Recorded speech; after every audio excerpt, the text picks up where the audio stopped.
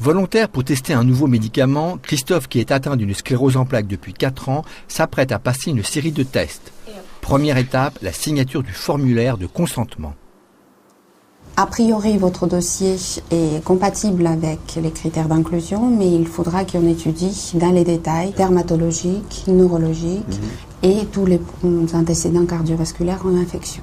Donc c'est vraiment quelque chose qui demande beaucoup d'attention par rapport aux antécédents et éventuellement les risques que vous pouvez courir en entrant dans ce protocole. D'accord.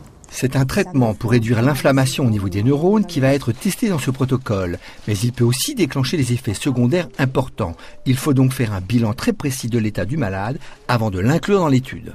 Si les résultats de ces examens nous laissent un doute sur éventuels effets secondaires sur ce produit, sur cette molécule, le patient est exclu de protocole.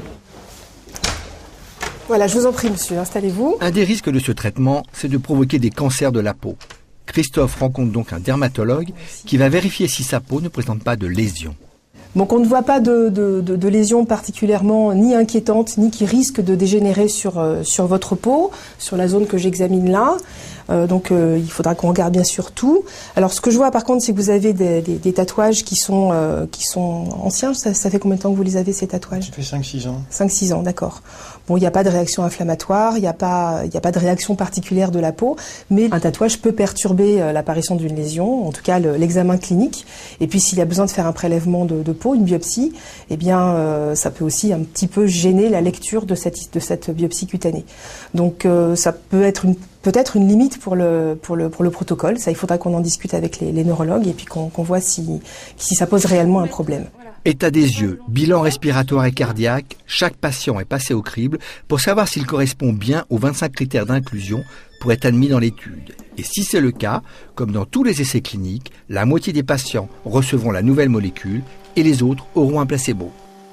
J'espère juste que pour participer au programme, au projet, si je peux, et pourquoi pas si ça, au final, ça donne une molécule qui est efficace pour le traitement, voilà, j'aurais participé et j'en aurais peut-être profité. Vous allez jusqu'au bout, vous revenez, que je regarde un peu. Vous marchez normalement. Vous fatiguez là ou ça va? Non, je fais attention à ce que je fais en fait. Christian reviendra dans une semaine pour faire une IRM complète et finaliser ses examens de contrôle. Il aura peut-être la chance de faire partie de ceux qui pourront tester ce nouveau médicament. Si les essais sont concluants, la molécule pourrait être commercialisée dans 4 ans.